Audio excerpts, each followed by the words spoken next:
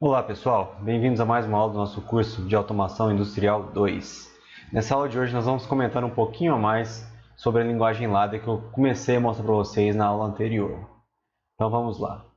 Primeiramente, eu trouxe algumas características para vocês, tá?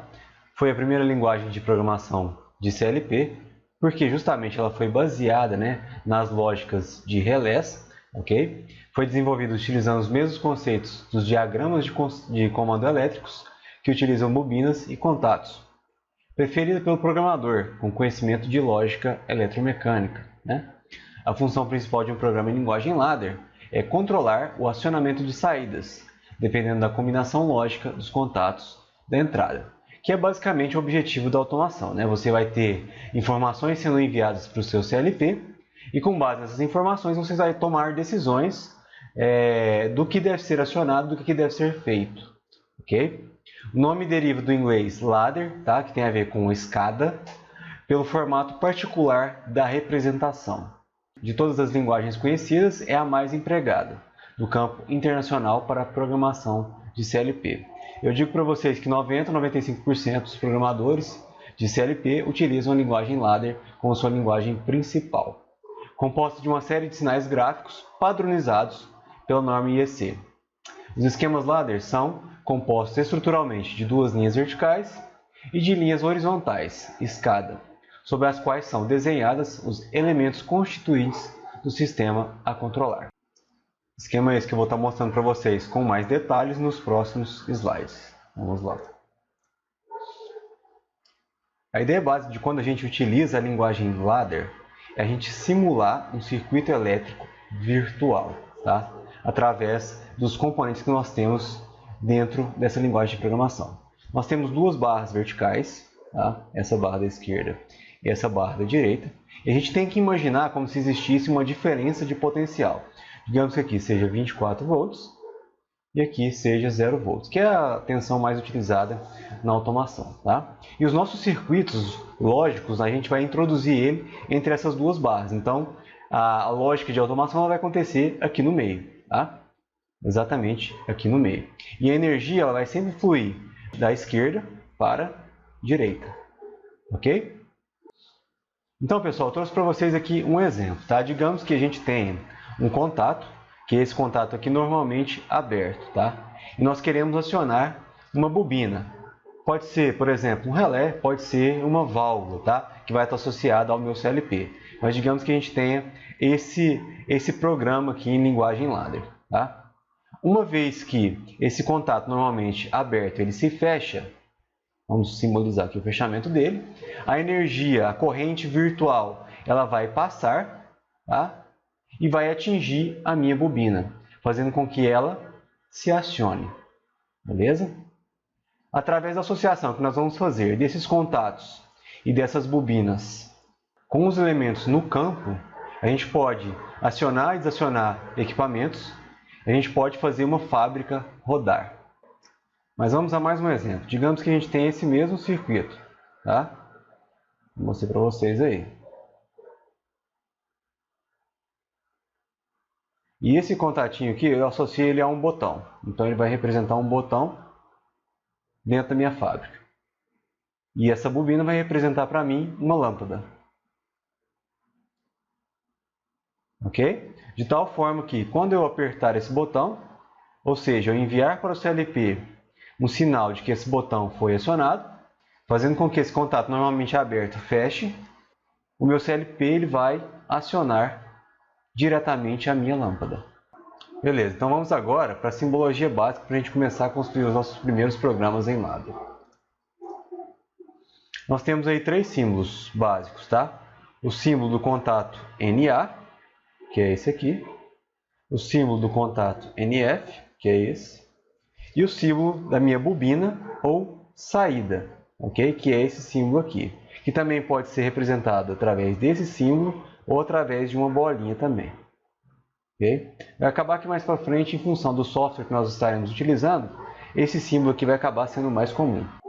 Mas antes da gente trabalhar com mais profundidade o diagrama ladder, tá? Eu quero mostrar para vocês antes os principais identificadores dos contatos que existem dentro dos CLPs. Tá? Esse aqui eu estou pegando por base o CLP da WEG, ok? Mas acaba que as principais letras são utilizadas por todos os fabricantes. Então vamos lá. De maneira geral, tá, pessoal? Para indicar entradas, entrada digital ou entrada analógica, a gente utiliza a letrinha I.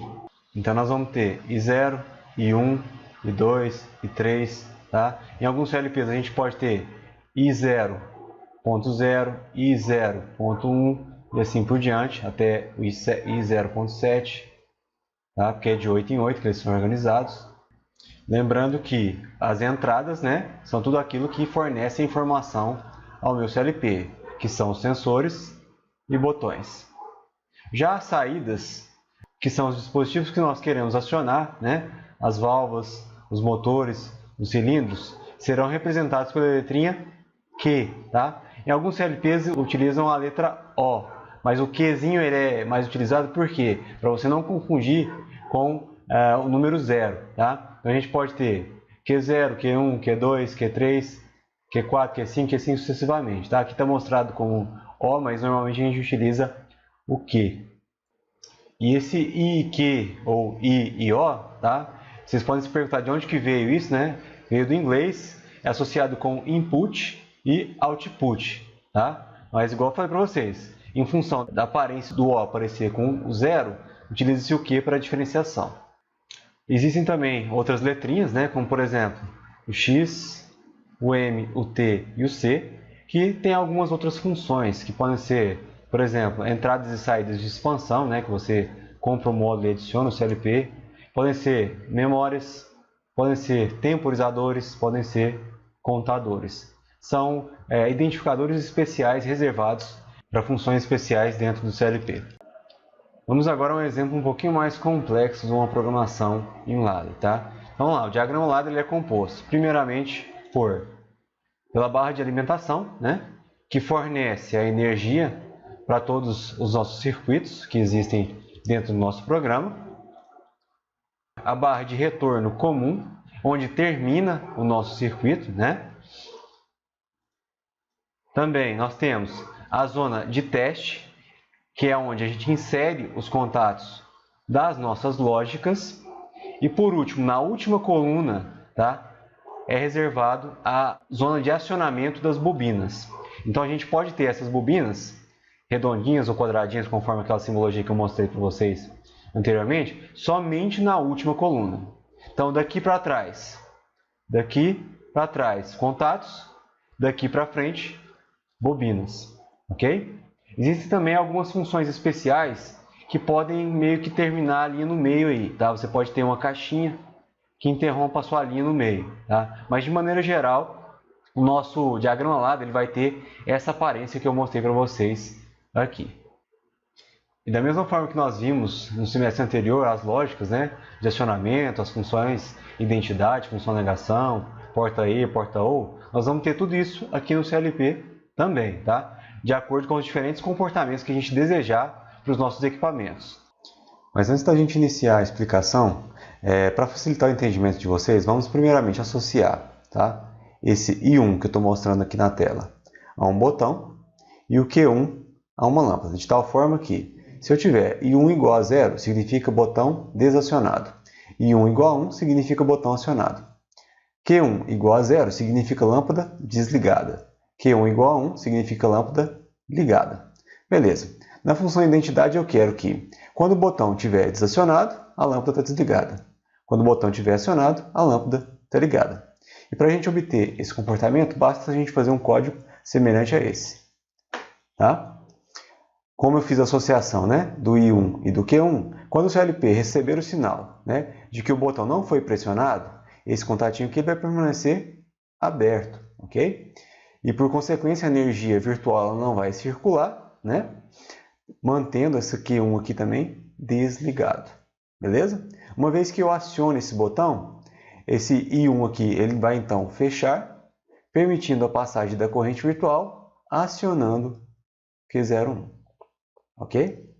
Agora, se quisermos implementar a função de negação, nós queremos aí um comportamento contrário, né? Então, por exemplo, eu tenho botão desacionado, saída ligada.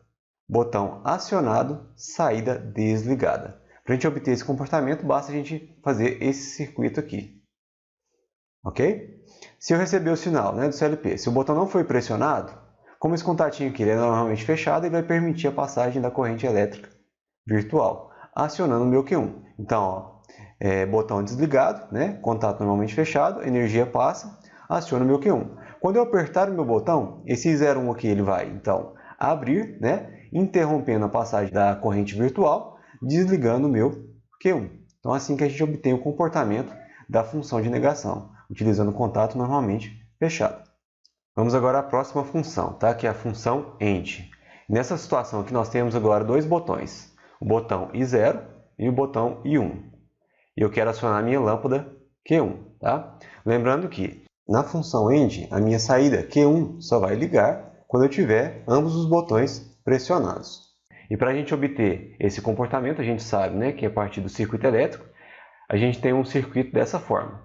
Nós precisamos colocar I0 em série com I1, ok? Nesse circuito aqui, né, nós somente teremos a saída Q1 ligada quando ambos os botões forem pressionados, que eu vou fechar esse cara e fechar esse cara.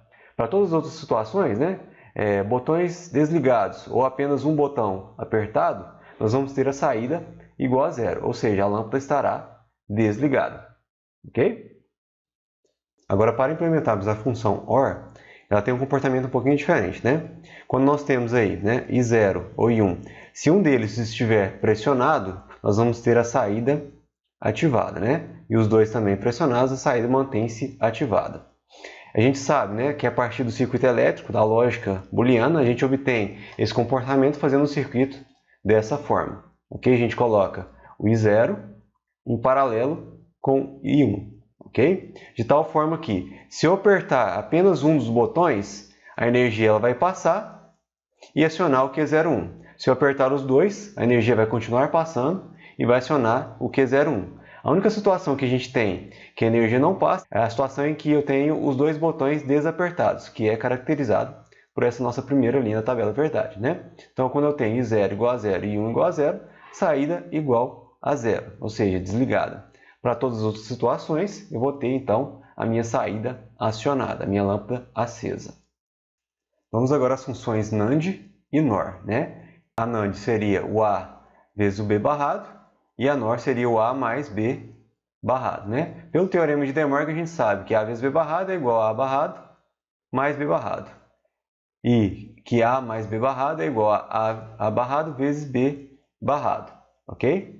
Pelos slides anteriores, a gente chegou à conclusão que, para fazer a função OR, né, que é a soma, basta a gente colocar em paralelo. Para fazer a função AND, que é a multiplicação, basta a gente colocar em série. E quando a gente quer negar alguma coisa, né, A barrado, B barrado, por exemplo, basta a gente utilizar um contato normalmente fechado, ok? Então, A vezes B barrado vai ser igual a esse circuito aqui, né? Que é, ó, vai ser o A barrado, que é o I0 barrado, mais, né, ou seja, em paralelo com o B barrado, que seria o meu I01 barrado.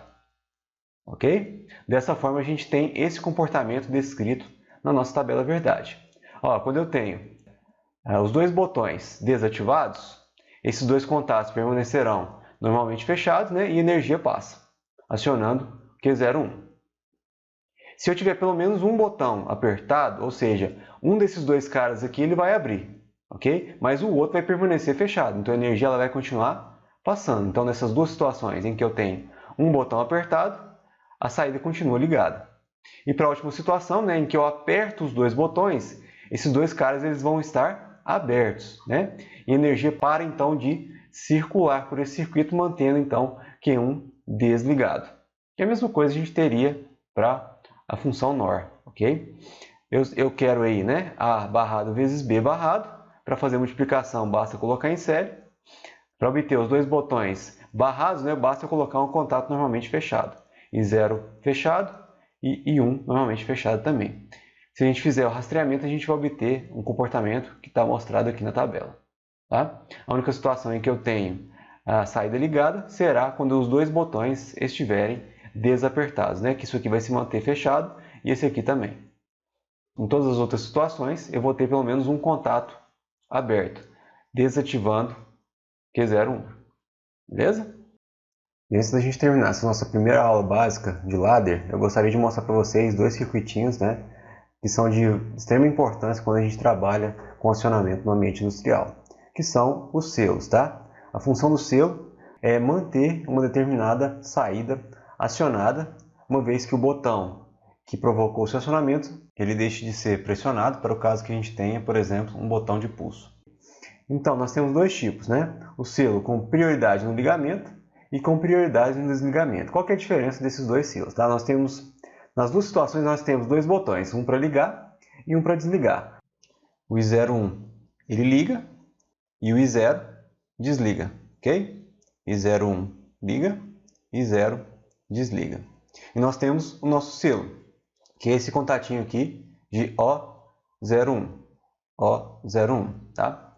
A diferença entre ambos os circuitos é que, se eu apertar os dois botões, nesse circuito de cima e nesse circuito de baixo, esse aqui permanece acionado, ok? Porque a energia ela consegue fluir através desse 01 aqui.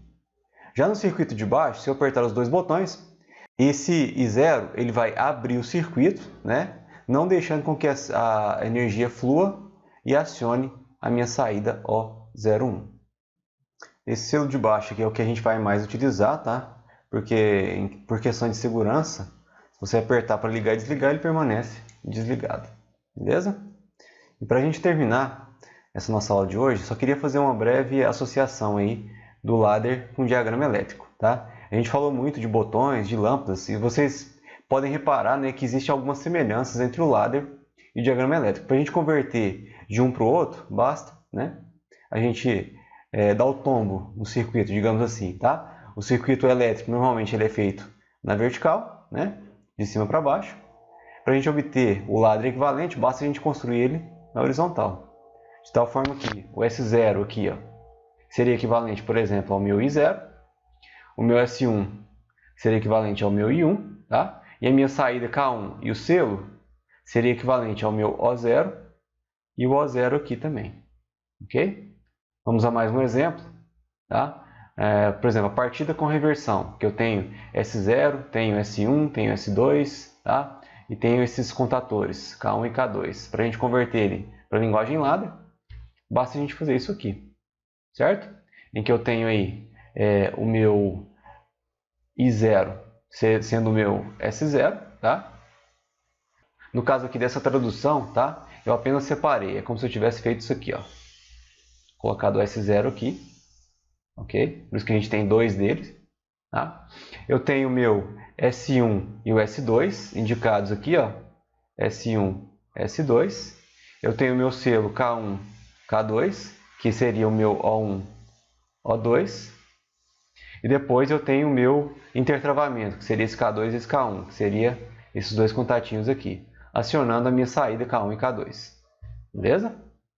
Pessoal, para vocês praticarem um pouquinho essa conversão, né, das expressões booleanas para o diagrama ladder, eu gostaria que vocês fizessem esse exercício, ok? E depois submetessem eles para mim usando o Google Classroom, ok? Então, mais uma vez, obrigado pela atenção, né? E até a nossa próxima aula.